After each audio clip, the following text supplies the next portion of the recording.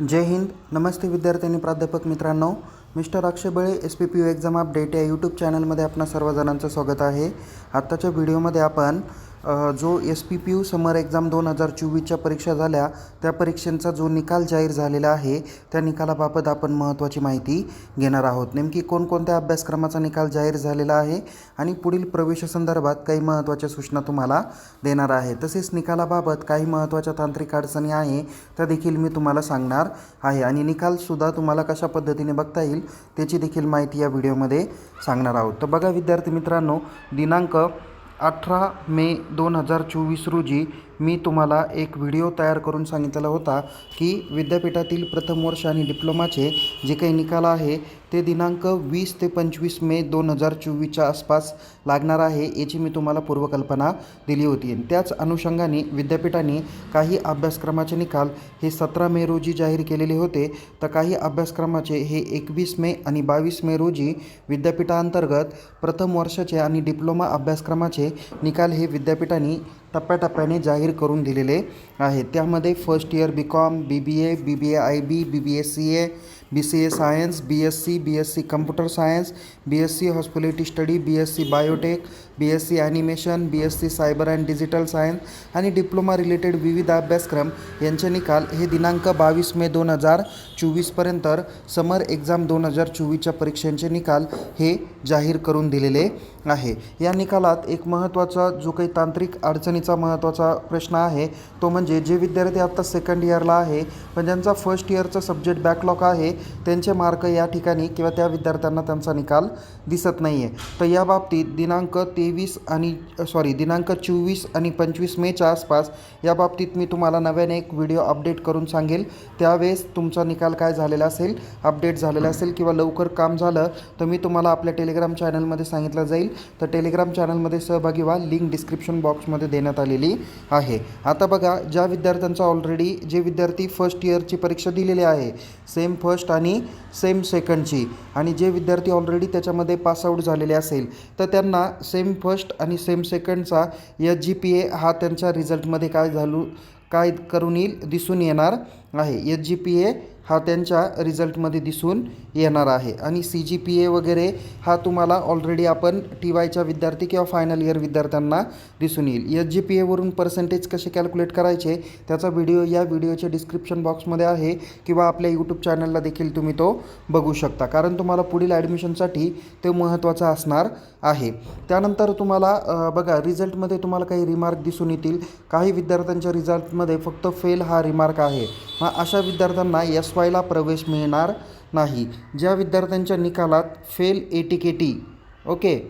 ATKT दिलेला आहे हेच विद्यार्थी SYला प्रवेश घेऊ शकतात. किंवा काही विद्यार्थी ऑलरेडी ऑल क्लिअर आहे ज्यांच्या रिझल्टमध्ये फर्स्ट सेम आणि सेकंड सेमचे मिळून SGPA दाखवलेला आहे त्या विद्यार्थ्यांना कुठेही काही प्रॉब्लेम नाही, ते विद्यार्थी डायरेक्ट SYला प्रवेश घेऊ शकतात. ओके, ही महत्त्वाची सूचना मी तुम्हाला दिलेली आहे. आता तुमचा निकाल जो काही आहे तो तुमचा क्रेडिट पॅटर्न पद्धतीने लागलेला आहे.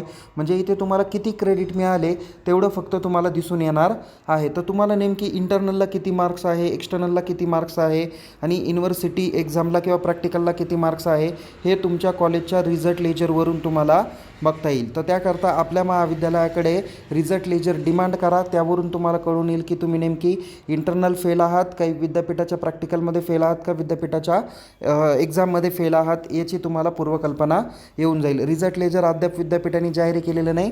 डिक्लेअर झाल्यानंतर त्याची माहिती टेलिग्रामला मी तुम्हाला निश्चित देणार आहे. त्यावरून तुम्हाला निश्चित समजून येईल की आपल्याला नेमकी इंटरनलला किती, प्रॅक्टिकलला किती आणि युनिव्हर्सिटी एक्झामला किती मार्क्स पडले त्याची पूर्वकल्पना आपल्याला दिसून येणार आहे. तर ही एक महत्त्वाची सूचना तुमच्याकडे दिलेली आहेत. आता बघा, जे विद्यार्थी फर्स्ट इयर क्लिअर आहे किंवा फर्स्ट इयर ATKT आहे त्यांना आता 24-25साठी काय करायचं आहे, SYला प्रवेश घ्यायचा आहे. तर आपल्या महाविद्यालयातून आपल्याला रीतसर काय येईल, नोटीस येणार आहे. त्या नोटीसला अनुसरून आपण प्रवेश घ्यायचा आहे.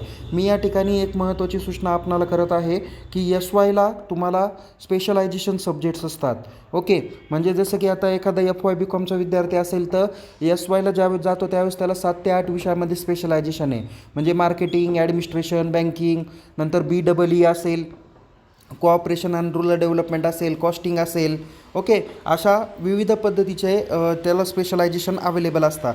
त्यांनी सेमिस्टर 3मध्ये जो स्पेशलायझेशन घेतला तोच त्याला सेमिस्टर 4, 5 आणि 6साठी त्याला तो स्पेशलायझेशन राहणार आहे. त्याच्याकरता स्पेशलायझेशन निवडताना काळजीपूर्वक स्पेशलायझेशन निवडा. आपल्या HODंची किंवा सब्जेक्ट टीचरशी संपर्क करून आपण तो स्पेशलायझेशन निवडायचा आहे. BBA, BBIBचे जे विद्यार्थी आहे त्यांना देखील स्पेशलायझेशन मार्केटिंग, फायनान्स, HR आणि सप्लाय चेन वगैरे किंवा आणखीन ॲग्रिकल्चर रिलेटेड काही असतील तर तुम्हाला असे वेगवेगळे विविध पर्याय उपलब्ध असतात. तर त्या पद्धतीने तुम्ही काय करू शकता, स्पेशलायझेशन योग्य पद्धतीने निवडू शकता. ते स्पेशलायझेशन तुम्हाला पुढच्या 4 सेमिस्टरला उपयोगात येणार आहे.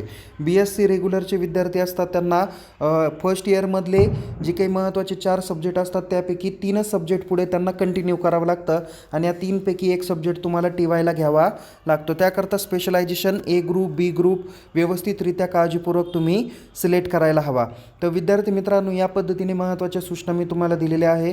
परीक्षा फॉर्म भरण्यासाठी किंवा येणाऱ्या ॲडमिशनचा जो काही फॉर्म असेल तो व्यवस्थित काळजीपूर्वक भरा, जेणेकरून तुम्हाला काही प्रॉब्लेम येणार नाही. SYचं जे काही कॉलेज आहे ते शक्यतो तरी 20/6/2024 पासून सुरुवात होणार आहे आणि ॲकॅडमिक इयरसुद्धा 20/6/2024 पासून सुरू करण्याच्या सूचना विद्यापीठांनी कॉलेजला दिलेल्या आहेतच. तर तुम्ही त्याबद्दल आपल्या महाविद्यालयाशी संपर्क तुम्ही साधू शकता.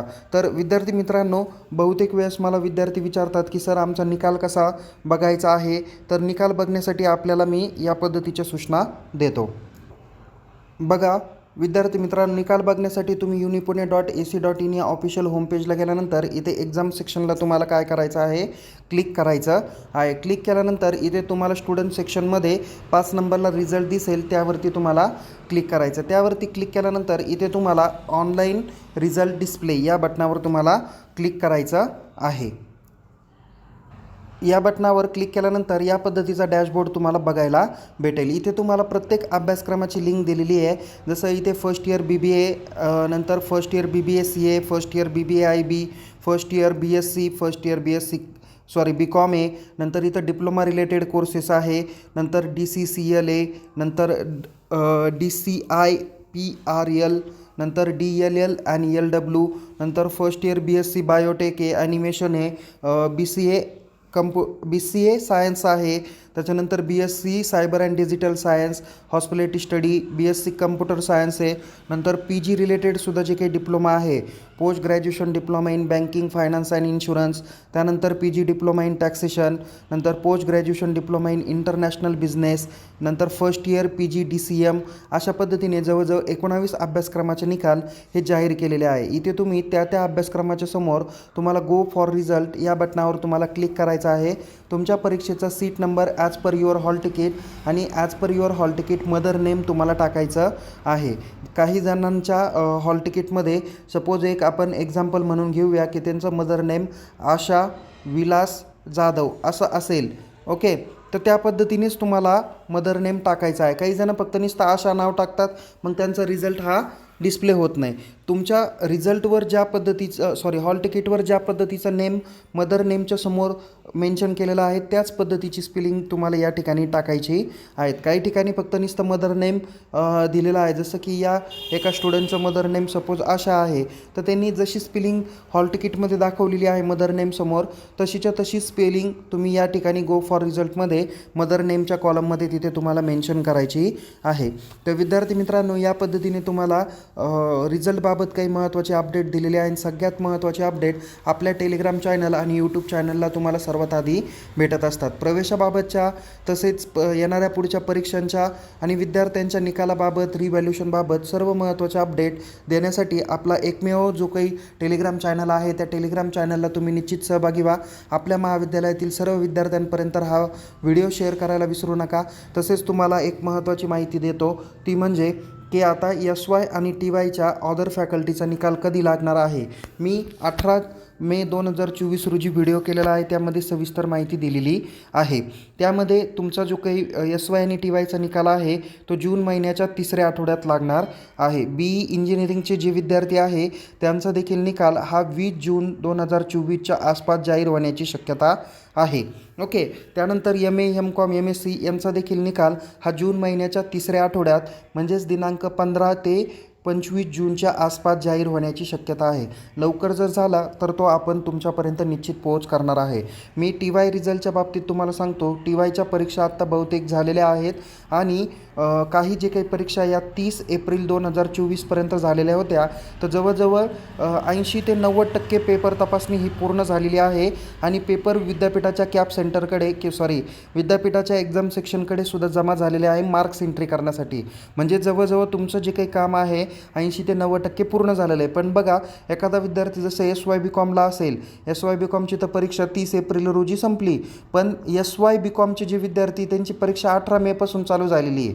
म्हणजे एखादा विद्यार्थी TYला आहे पण त्याचा SYचा बॅकलॉग असेल तर लगेच त्याचा निकाल लागणार नाही ना. त्याचे SYचे पेपर झाल्यानंतर पुढील काही 21 दिवस किंवा 45 दिवसामध्ये निकाल लागतो. पण विद्यापीठ सर्व जे काही निकाल आहे ते जून महिन्याच्या शेवटच्या आठवड्यापर्यंत जाहीर करून देणारच आहे. तर त्यामुळे विद्यार्थी मित्रांनो, सतत तुम्ही मेसेज करून किंवा कॉल करून विचारण्याची आवश्यकता नाही की हा निकाल कधी लागेल, तो निकाल कधी लागेल. निकालाबाबतच्या सर्व महत्त्वाचे अपडेट आपण आपल्या टेलिग्राम चॅनलला देतच असतो आणि व्हिडिओमार्फत देखील देत असतो. तर तुम्ही व्हिडिओ माझे जे काही मी अपलोड करत असतो तर त्या काळजीपूर्वक तुम्ही बघत जा. तर विद्यार्थी मित्रांनो, येणाऱ्या परीक्षेसाठी तुम्हाला खूप खूप शुभेच्छा. तुमच्या काही महत्त्वाच्या शंका असतील की ज्या बाबतीत व्हिडिओ करणं अपेक्षित आहे त्या तुम्ही आपल्या व्हिडिओच्या डिस्क्रिप्शन बॉक्समध्ये टाका तिथे किंवा चॅट बॉक्समध्ये टाका. तिथे तुम्हाला निश्चित नवीन व्हिडिओ अपलोड करण्याचा प्रयत्न केला जाईल. चला तर मग पुन्हा भेटूया एका नवीन विषयासह, नवीन व्हिडिओसह. तोपर्यंत टेक केअर. जय हिंद. धन्यवाद.